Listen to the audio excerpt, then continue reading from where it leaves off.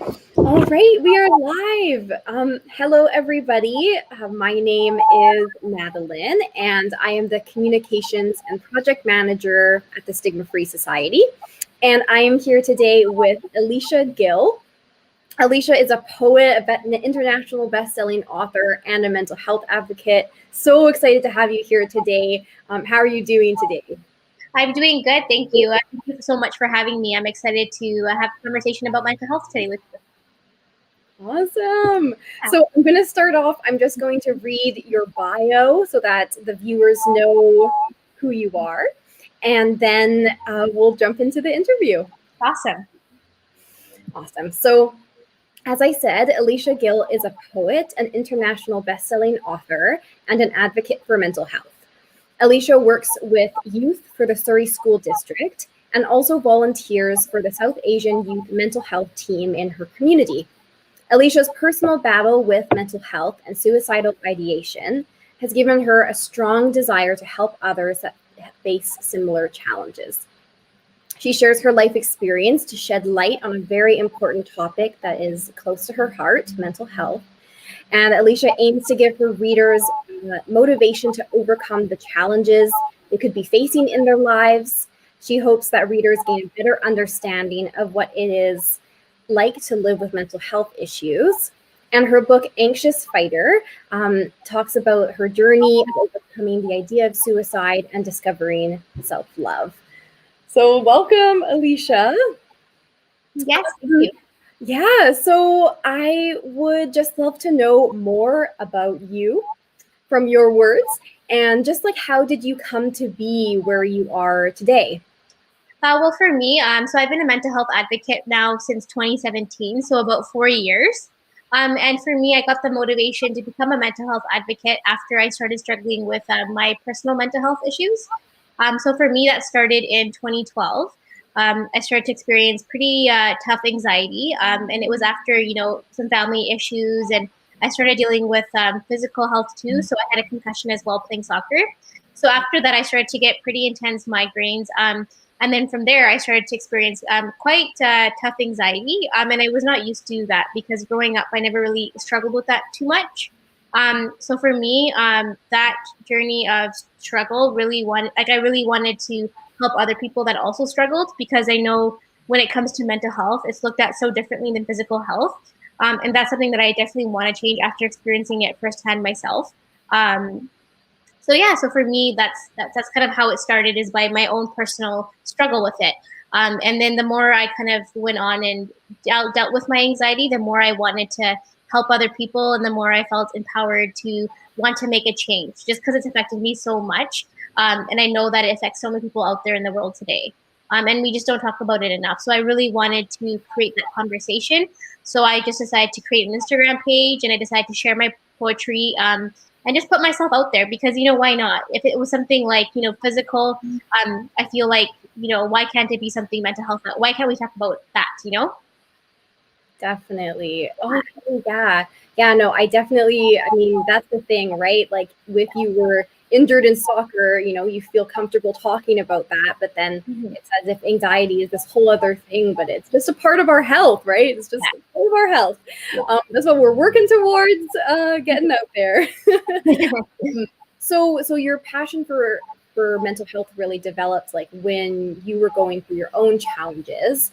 I'm just curious, like when that passion started. Like, was it when you were in the middle of like a really hard time, or was it like after you kind of started to overcome some of your struggles? Yeah, I'm just curious. So for me, it started actually at the most, I don't know, I guess it was the pivotal point in my journey, one of the most pivotal parts. I've had multiple. But for me, it was after I had attempted suicide. So for me, that was a huge thing. I ended up going to the hospital, reaching out for help. And unfortunately, like, I was in a dark place, and I couldn't see the light. And so I was discharged from the hospital, and I jumped in front of the car right in front of the hospital.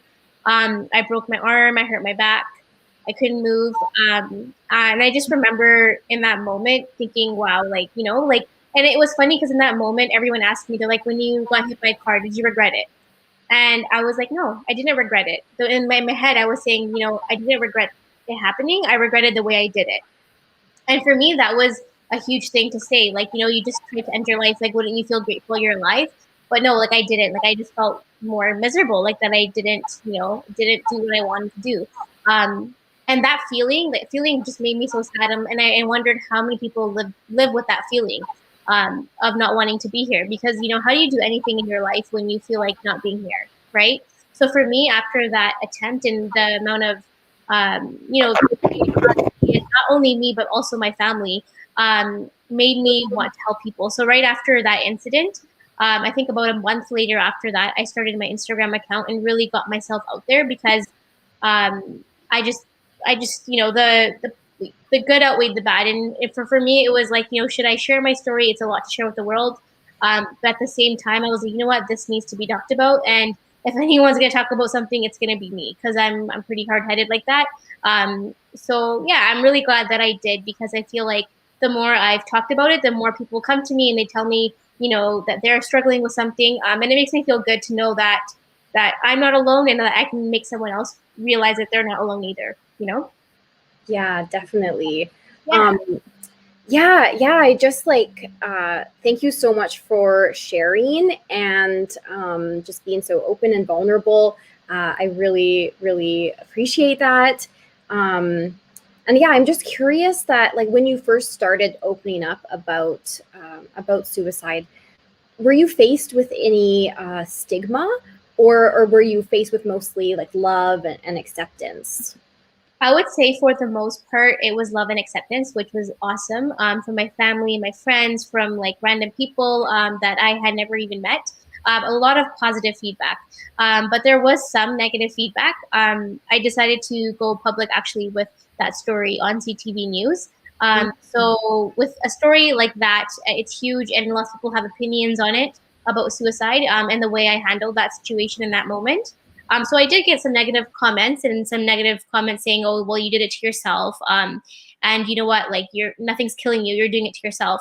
And I just thought, how sad is that, right? That stigma still exists, right? Because it's still an illness. And I remember saying to my mom one time, she told me, she's like, I don't understand. And I'm like, you know what, mom? I hate to say this, and I still hate to say it, but in that moment, I told her, I'm like, you know what? I wish I had something like cancer, something physical, so people could see that I'm just in pain right now and I'm struggling, right? But that's where I was at that time, because the stigma of mental health was so big, and it still is, right? Why do we look at mental health and physical so differently, right? And even after my accident, I had a broken arm in a cast, and people would constantly ask me, "Oh, what happened to your arm?" or "How did you break your arm?" And it just would make me so sad, because at the time my arm wasn't hurting, my heart was hurting more, but no one can see it, right? They just saw my broken arm in a cast that I really didn't care about at the time, right? So yeah, that's part of why I'm so vocal about and vulnerable about my story, because everyone has a story, and why are we ashamed of the things that make us who we are, right? And when you grow to love who you are, you can do that, right? So, and I'm finally at that stage in my life, so I'm actually grateful that I can sit here today and share my story with you, right? Because it takes a lot of courage, and it's not easy sharing your story, but when you realize that everybody has a story and a journey, you want to share and help other people too. Yeah, you just realize, I think the more that you share your story, you realize that you really are not alone, and I think that the more you talk about it and just bring it up, that's just how we're going to normalize it, right? That's how we have to normalize it, is just talking and just trying to work through it like that. And I really admire just how that really, really hard event in your life inspired you to do such great work, right? It could go both ways, right? It could send you down a harder path, or it could kind of propel you forward like it did. I'm just curious, if there are any young people watching, or anybody watching, who have experienced suicidal ideation, what advice would you have for them? I've been actually asked this question a couple of times, and at first I didn't know what to say. But what I would say to anyone struggling, just because I have gone through it, is that it does get better. Like maybe that's not advice, but it's a truth. It does get better, but you have to keep going. That's what I tell people that are like, I work in a school, so I deal with kids that tell me that they have that as well sometimes. And what I can say to them is, you know what, like it's a shitty feeling like you want to end your life. And that feeling it can destroy you, but you gotta break down that thought and think about why that is, right? And for me personally, I actually don't know. I don't know why I was that sad, because now I'm in a different space in my life, and I'm so happy. And every day, like I'm just happy because I feel like being here, right? And I think about why I felt that way. Now that I think about it, it was just a dark time in my life that I had to go through for whatever reason. It could have been, my concussion that caused my, severe depression. It could have been, so many things, right?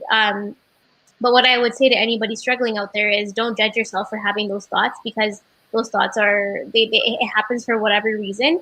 But it can get better, and it will get better, but you have to keep fighting and keep trying things. Because with mental health, like, it's hard. Like I don't think I would be here today and be this strong if I didn't have the experiences that I did. So I would say, go to therapy, use your physical activity, keep trying different methods and coping mechanisms. And then one day you'll find out what works for you and what doesn't. Right.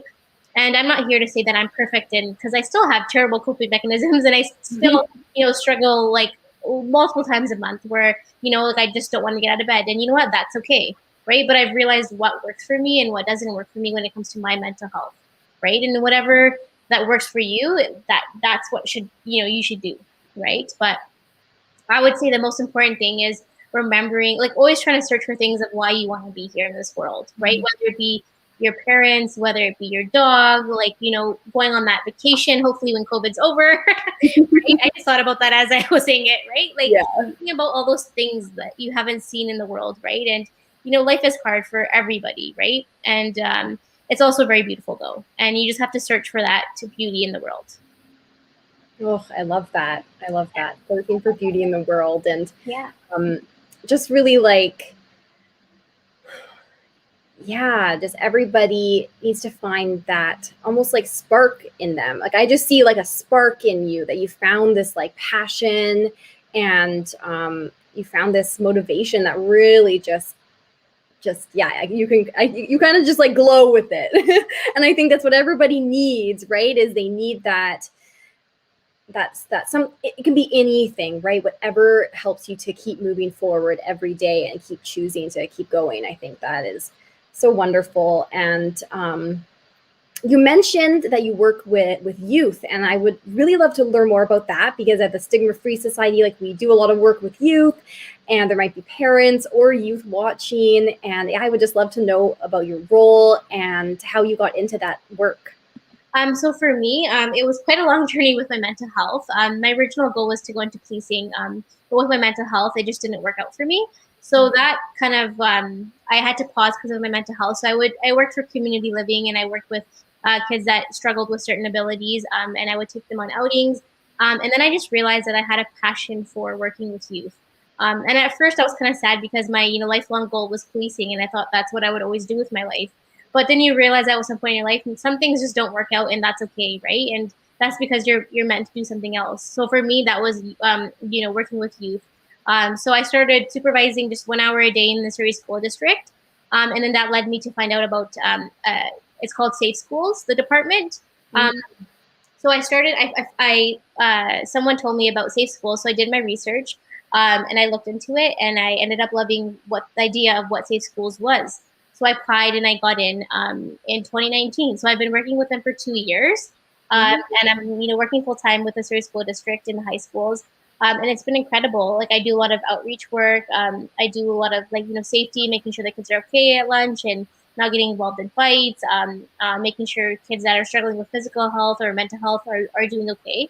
So kind of just being that person in the school that anyone can go to for advice.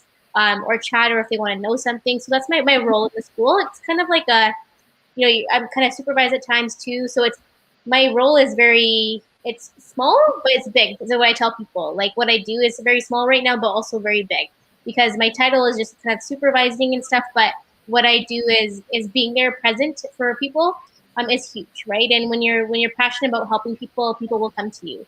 So I kind of, I have that, way with the kids where I genuinely care how they're doing. So I'll go approach them and see how they're doing, right? So yeah, so that's my role in the Surrey School District. I'm hoping to go into youth work, and I'm sure that I will do that soon. But also just trying to keep in mind that my own mental health has put me through the ringer, so I'm doing it nice and slowly, right? But yeah, that's what I do with Surrey Schools. That's really awesome. That sounds like every school needs to have people like you. Like, just having somebody who's a support, who's not a teacher, who's not a school counselor, but just somebody who is there that the kids can relate to and they can talk to. Oh, that's so awesome.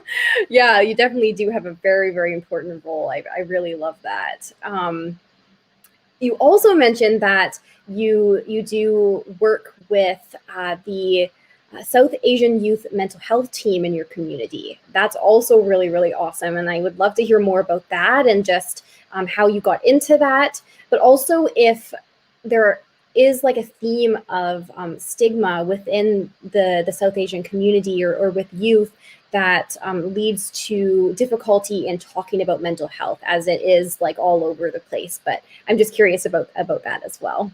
Yeah, so when I started looking into different opportunities with mental health, I was drawn to the South Asian Youth Mental Health Alliance team, just because I'm from that community and I know the stigma is a little bit, well, the stigma is everywhere, but for me personally, it's my community. So I'm like, you know what, if anyone's going to make a difference, I should do it for my community, right? And so I looked into it and I loved the idea of just like being in touch with, different people from, like in my, how do I say this? Sorry, just give me 1 second here.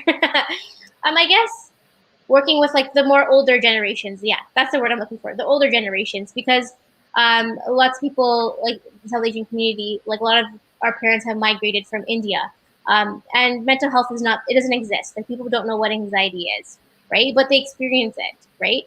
And a prime example is my grandpa. Like he knew I was struggling with my health. He had no idea what. And then when my mom tried to explain to him that it's not like really physical, it's more like her brain. Like her brain kind of just feels like it's on fire. That's how she explained it in our language, in Punjabi. And my grandpa looked at me and he's like, "Well, can't you just get blood work done? Well, that wouldn't that solve your answers?" And in my head, I just like laughed. It was like a light bulb, and it was like, "Wow, this is the conversation we need to talk about," because he just thinks if I get blood work done, they're gonna find out what's wrong with me mentally, right? But that's not the case, right? Because mental health is so different, right? Um, so yeah, that's one story with my grandpa is one thing that led me to want to work in the South Asian Youth Mental Health Alliance team, as well as just wanting to improve my community. Right, there's lots of South Asian youth in the Surrey School District as well. So just wanting to set an example of that, like this is something that we should not be ashamed of talking about, right? And it's something that is very hush hush, and especially I feel like in our community where we just don't talk about certain things. Like it's just I don't know what it is. If it's like a pride thing. I don't know what it is, right? But people need to recognize that mental health is just the same as physical health. Like if someone went to me and said, "Oh, this person broke their arm," okay, are they okay? But if you say, "Oh, this person's struggling, they're having anxiety," it's just like a whole different conversation, right? So I want to normalize the conversation of mental health, and I do that all the time. I try with my own family, with the South Asian Youth Mental Health Alliance team. Definitely helps me because we go to the temple, we have conversations there. We've had conversations like at different events. Lately, because of COVID, it's been a little bit more difficult because there hasn't been much going on in the world, right? Yeah, we've been just doing things just to help our community grow and learn more about mental health, and I like that, and I think it's very important. Yeah. Okay. That sounds really, really awesome. I think that really, like, the way that you have those events and you go and do outreach and are having just conversations with people. Like that's where it all starts, right? It's just like conversations, days to day conversations, like talking about it, but also just reaching out in the way that you do. I think that great. It's so important. And wow, you do so much amazing work. It's so great. I also really, really want to hear about just like, wow, like you do so much work in this field, in the field of mental health, supporting youth, supporting members of your community. I want to know about your book and how that came to be, like where that started and your inspiration for that. I just want to hear all about it. So I actually have my book here. I'll share it with the viewers over here. So yeah, this is my book. I'm pretty proud of it. It just kind of came out recently in the last month.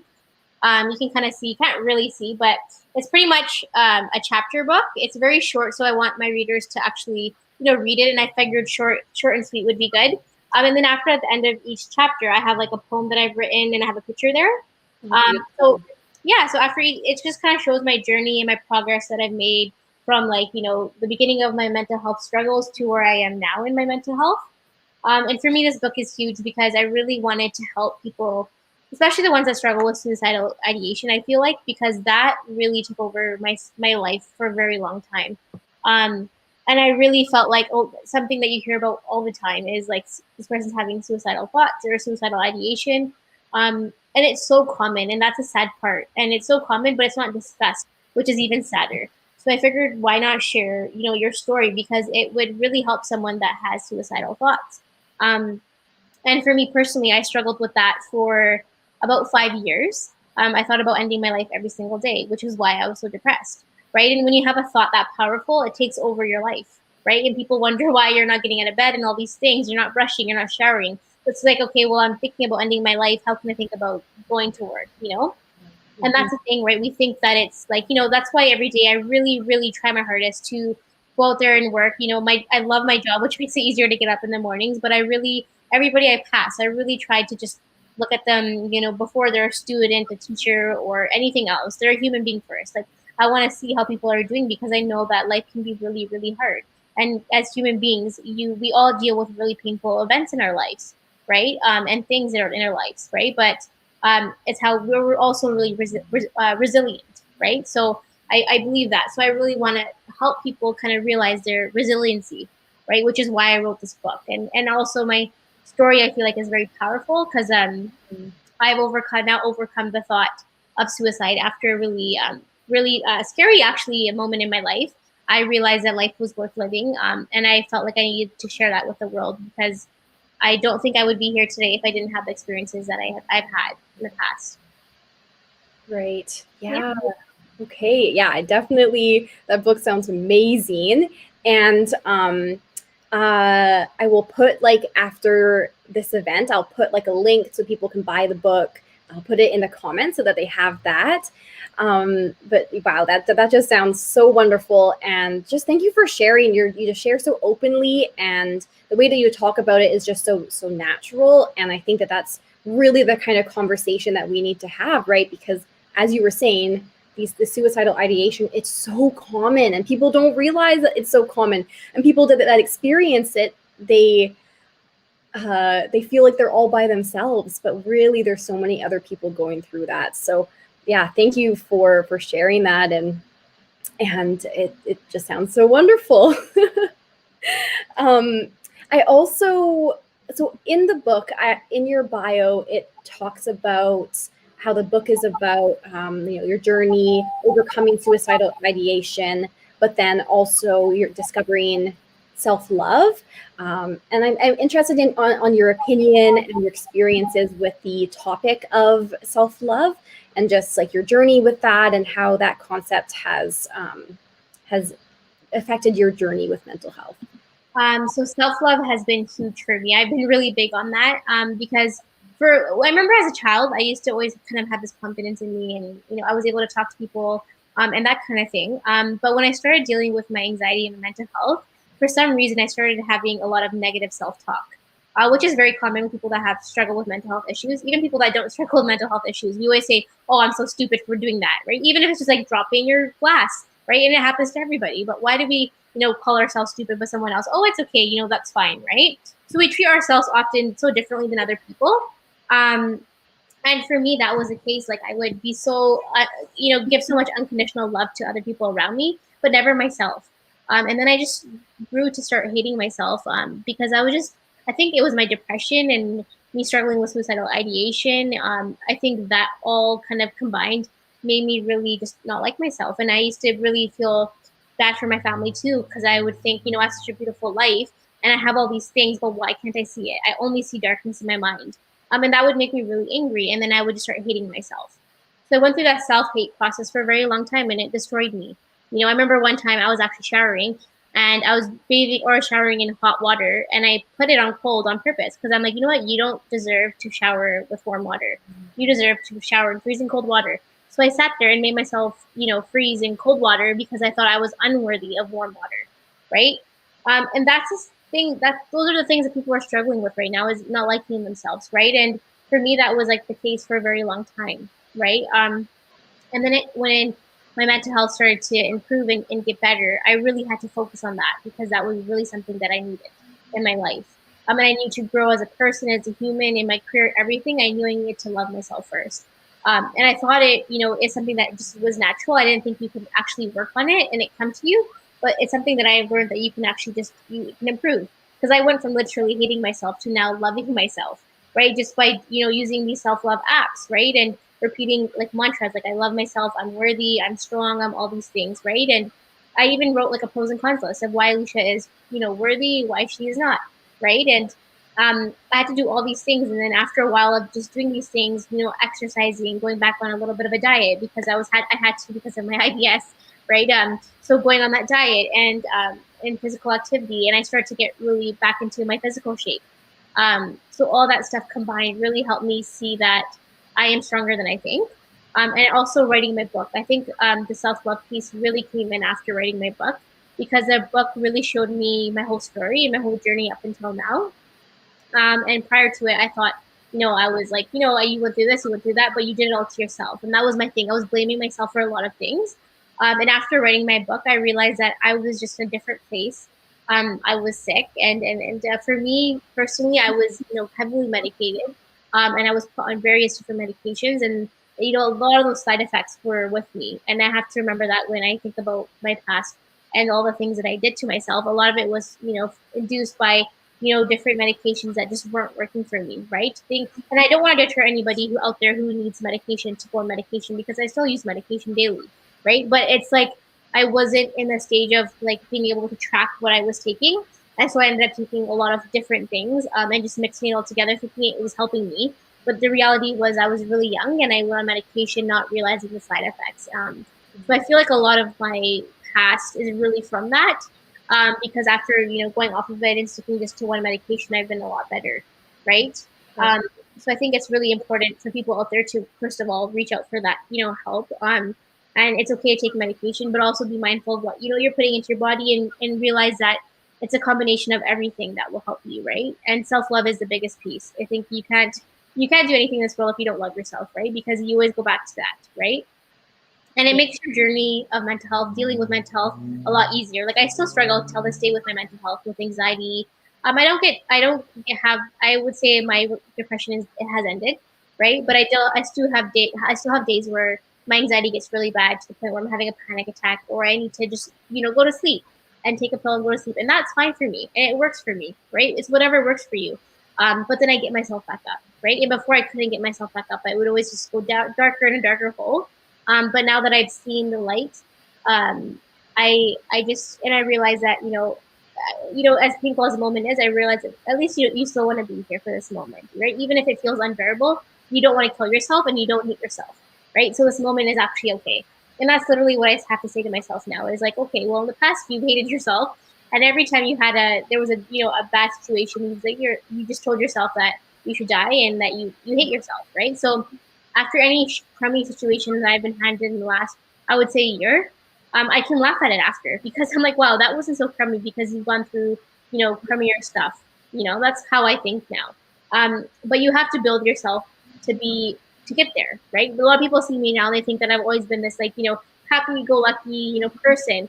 But it took a long time for me to get here. It took like 5 years of being in and out of the hospital, multiple suicide attempts, and all these things for me to realize that I am worthy and that life is beautiful, right?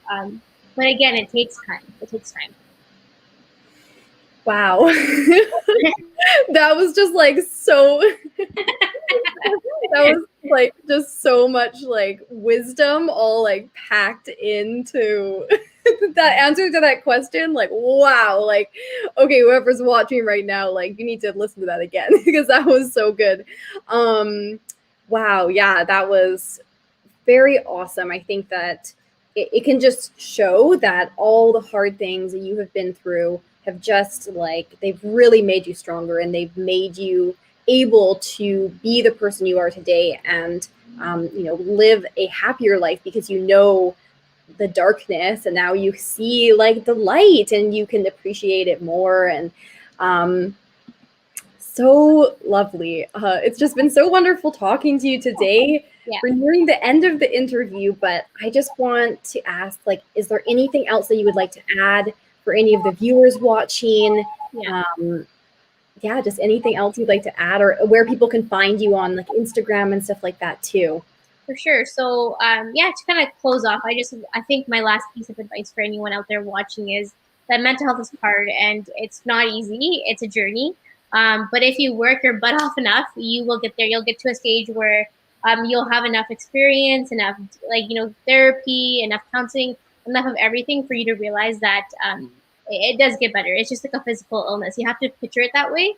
And just like a broken arm will heal, your heart will heal. That's the way I kind of feel now. But it's so hard to see that when you're in that darkness, because I never saw that. I never ever saw that until I had a moment and an experience that changed everything and made me realize that I do want to live, right? So whoever out there is struggling, just remember that it will get better, but you have to keep trying. That's my biggest thing is you have to keep trying. You have to keep going through experiences in life, and then one day you'll go through a pretty scary experience, a good experience, or whatever moment. And it'll be like a light bulb, and you will just kind of realize that, you know what, like you are getting better and things are getting better. And that you can fight whatever is going on with us mentally, right? And if anyone wants to kind of know more about me, I do have an Instagram page. So it's called Anxious Fighter as well. So you can add me on Anxious Fighter. You can also purchase my book off Amazon to know more about it. And if anyone wants to kind of get to know me more about more of my story of how I overcame depression, you can definitely just shoot me a message on Instagram, and I would be happy to talk to them. Awesome. And I'll put the link to the book and a link to your Instagram in the comments so that everybody can find you. Awesome. Everybody needs to buy that book. I need to go buy that book. Yeah. I want more wisdom from you. So thank you so much for today. I really enjoyed this conversation. Me too. And if you could just stay on just after this, I'd love to talk to you more. And but to everyone watching, thank you so much for being here, and have a great rest of your day.